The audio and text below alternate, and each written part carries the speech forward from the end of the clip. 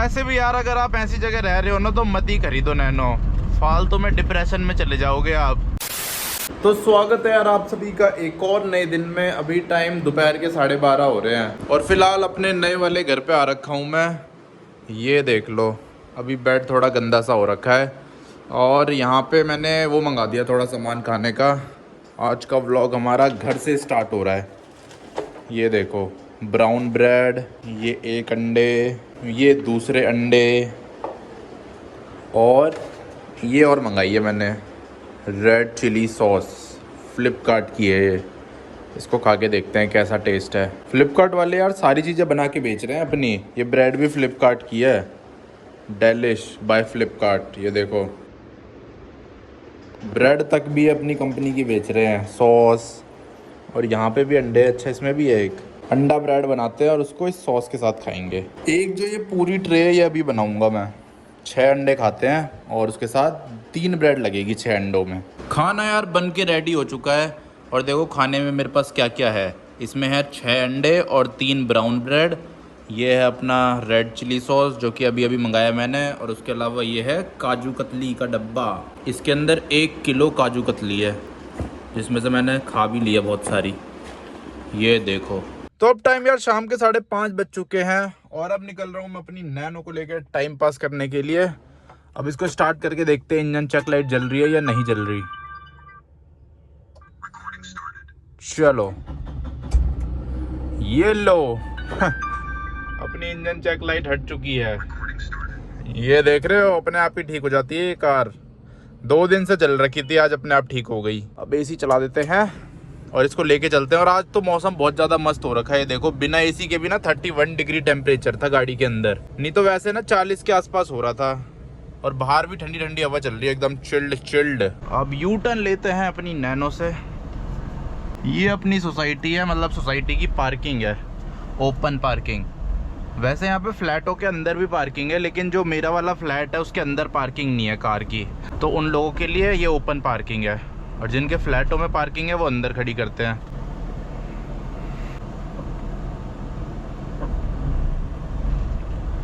चलो, guard uncle ने खोल दिया है गेट।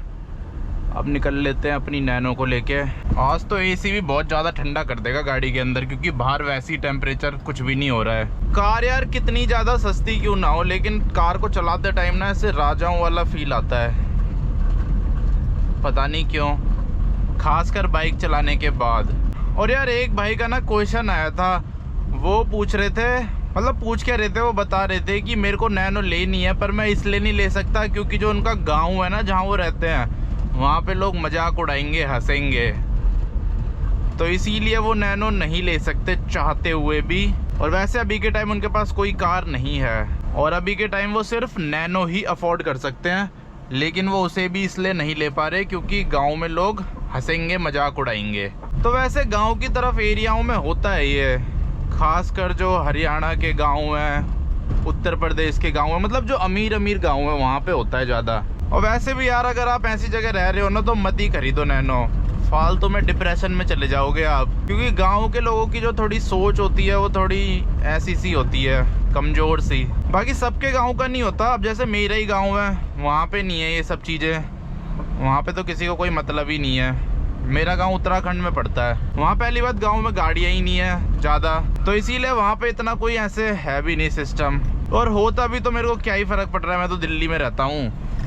शहर में रहने का यही फ़ायदा है, शहर के लोगों को इतना कोई मतलब नहीं होता। अब नैनो में घूमो, साइकिल में घूमो, यहाँ पर लोगों के पास टाइम ही नहीं है। सुबह काम पे चले जाते हैं, रात को आते हैं, सोते हैं, फिर सुबह उठते हैं, फिर काम पे चले जाते हैं, फिर सोते हैं, ऐसे सिस्टम चलता रहता है। तो इसीलिए ये सब टाइम पास करने का इन पे टाइम ही नहीं होता यहाँ के लोगों के पास, शहरों के लोगों के पास। वहीं गांव के लोगों के पास टाइम ही टाइम होता है बैठ के चुगलियाँ करने का, एक दूसरे का मजाक उड़ाने का। मतलब सब गांव के पास नहीं होता, जैसा भाई बोल रहे हैं उनके गांव में है तो उनके लिए बोल रहा हूँ मैं। तो मेरे हिसाब से तो आपको नहीं खरीदनी चाहिए नैनो। वैसे ऐसे गांव में अगर अल्टो भी खरीदोगे ना तब भी लोग मजाक उड़ाएंगे, बोलेंगे साबुनदानी जा रही है, साबुनदानी। वैगनार लोगे तो वैगनार को बोलेंगे कनस्तर। और पता है नैनो के फेल होने का ना एक ये भी रीज़न रहा है, क्योंकि जब नैनो लॉन्च हुई थी तब तो शहर इतने ज़्यादा नहीं होते थे, और ऊपर से ये बनी जो थी वो गांव की ऑडियंस के लिए थी, मतलब जो थोड़े कमज़ोर होते हैं पैसों से, मेरे जैसे लोग, हम जैसे लोगों के लिए बनी थी ये। और वो लोग भी इसे इस डर से नहीं ले रहे थे कि लोग मजाक उड़ाएंगे, ये बोलेंगे, चिढ़ाएंगे। तो ये भी एक रीज़न था नैनो के फेल होने का। वैसे रीजंस बहुत सारे थे जो वैलिड रीजंस थे, लेकिन उनमें से एक ये भी रीज़न था। अब ये देखो सामने विक्टोरियस जा रही है मारुति की, ये भी फ्लॉप हो चुकी है मार्केट में। ऐसा नहीं है सिर्फ टाटा की गाड़ियाँ ही फ्लॉप होती है, मारुति की भी गाड़ियाँ फ्लॉप हो जाती है, जिनमें से एक ये विक्टोरियस भी है। और इग्निस हो गई, मतलब वैसे बिकती है ये ठीक ठाक, लेकिन मारुति की जो अगर आप कंपेयर करोगे ना और गाड़ियों से तो बहुत कम बिकती है उनके मुकाबले। फिर मारुति आगे चल के इनको डिसकंटिन्यू कर देती है, जैसे इग्निस को कर दिया। ग्रैंड विटारा थी, ग्रैंड विटारा इनकी बिक नहीं रही थी, फिर ये विक्टोरियस लाए। इसमें अंडर बॉडी सीएनजी वगैरह मिल जाती है अगर आप सीएनजी में लेते हो तो। लेकिन अब ये भी हो चुकी है फेल, इसको भी नहीं ले रहे लोग ज़्यादा। और ऊपर से महंगी भी आती है विक्टोरियस। मेरे ख्याल से महंगी गाड़ियाँ ना मारुति की इतनी चलती नहीं है। 10 लाख तक में इंसान सोचता है कि मारुति ले लेते हैं। जैसी बजट 10 लाख के ऊपर जाता है तो इंसान सोचता है हुंडई वगैरह ले लेते हैं, वो ज़्यादा बढ़िया रहेगी, उसमें ज़्यादा आपको तगड़ा फील मिल जाएगा, सेफ्टी थोड़ी तगड़ी मिल जाएगी। वैसे तो जो ये विक्टोरियस है ये भी 5 स्टार है शायद, पर ये नकली वाली 5 स्टार है। अब तो हर गाड़ी को टेस्टिंग में 5 स्टार ही मिल रहे हैं। ओ भाई ये तो झटके मार रही है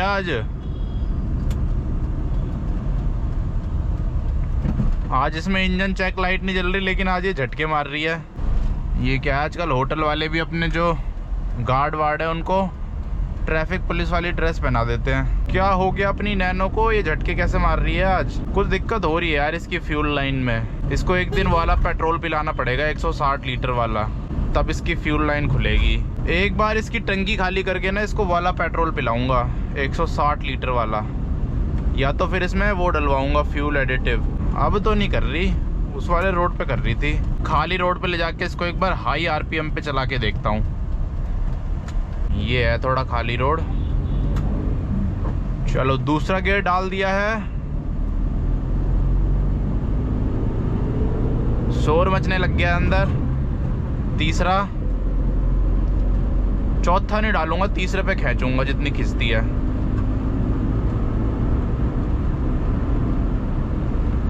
तीसरे पे तो अरे काफी खिंच जाती है, इतना तो रोड भी नहीं है खींचने लायक। इसके गियर यार बहुत ज़्यादा ही टॉल है। तीसरा गियर डाल देते हैं ना फिर तो अप शिफ्ट या डाउन शिफ्ट करने की ज़रूरत ही नहीं पड़ती, ऑटोमेटिक की तरह चलती है। अब नहीं मार रही झटके, उस टाइम मार रही थी। और अभी के टाइम पे मेरी गाड़ी गंदी हो रही है बहुत ज़्यादा। बाहर तो यार थोड़ी उमस उमस सी हो रही है, मैंने बस शीशे साफ़ कर दिए हैं, लेकिन आज तो कुछ ज़्यादा ही गंदी हो रही है ये देखो। पर लगती नहीं है, इसका कलर ना थोड़ा अजीब सा है, कलर की वजह से गंदी नहीं दिखती। देख रहे हो कितनी साफ़ सुथरी दिख रही है, और काले रोड पे तो और ज़्यादा चमक रही है। एग्जॉस्ट साउंड सुन लो इसका,